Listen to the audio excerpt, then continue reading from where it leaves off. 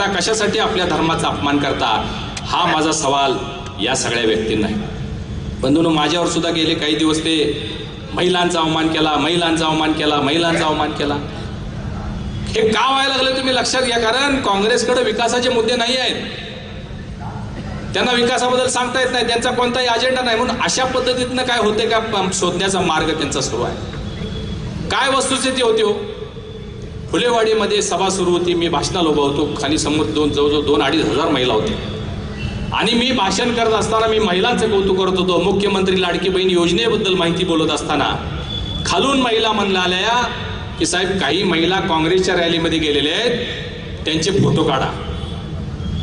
आता मी बोलताना बोलून गेलो किंवा ठीक आहे, अशा काही महिला जर असतील तर त्यांचे फोटो काढा. दुसऱ्या महिला म्हणल्या की साहेब, काही महिलांना अजून लाभ मिळालेला नाही आहे. मी म्हटलं ठीक आहे, असे काय असतील तर त्यांची नावं घ्या, त्यांची व्यवस्था आपण करू.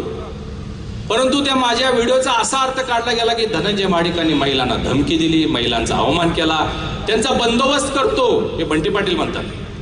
धनंजय महाडिक म्हणतात की महिलांचा बंदोबस्त करतो म्हटले. असं माझं वाक्य आहे का? तुम्ही व्हिडिओ ऑनलाईन आहे बघा, चेक करा. मी म्हटलं व्यवस्था करू, व्यवस्था करू म्हणजे त्यांना लाभ देण्याची व्यवस्था करू. परंतु त्याचा अपप्रचार एवढा केला सगळा. मला आश्चर्य वाटतंय की काय यांची मला कीव येते की महाडिक परिवाराबद्दल, महिलांच्या सन्मानाबद्दल ह्यांनी बोलावं. अहो, आमच्या घरातल्या महिला अजून आमच्याकडे आहेत, आम्ही म्हणजे आमच्या आहेत अजून. तुम्ही महिलांच्या बद्दल सांगता.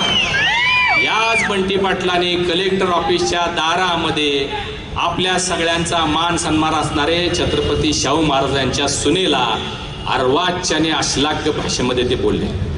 दम नाही का, काय काय बोलले, म्हणजे वाटेल ते बोलले, म्हणजे आपण बोलू नये एवढा मोठा अपमान केला.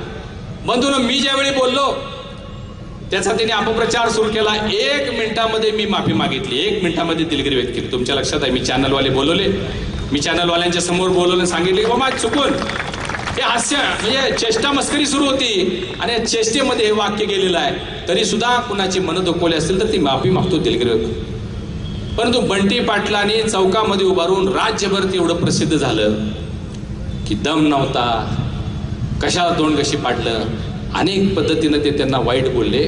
मी बी बघून घेतो, मी सांगितलं असतं, माझी ताकद दाखवली, महिलांना ताकद दाखवतो. एवढं सगळं होऊन सुद्धा बंटी पाटलांनी माफी मागितली का? माफी मागितली का? या वक्तव्यावर उद्धव साहेब काय बोलले का? या वक्तव्यावर सुप्रियाताई बोलल्या का? विजय वट्टेवाडीवर बोलले का? आज माझ्यावर अजून सुरू आहे त्यांचं. परंतु या व्यक्तीनं एवढं सगळं वाईट भाषेमध्ये बोललं, त्याच्यावर काही प्रतिक्रिया या काँग्रेसच्या नेते मंडळींनी दिल्या नाही. याच्यावरूनच महिलांचा ते किती मान करतात, सन्मान करतात हे तुम्ही ओळखलं पाहिजे.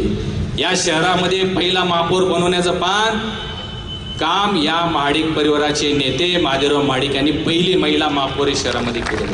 अनेक महिलांना आम्ही नगरसेवक केलेलं. भागीरथी महिला संस्थेच्या वतीनं हजारो महिलांना आम्ही रोजगार उपलब्ध करून दिलेले.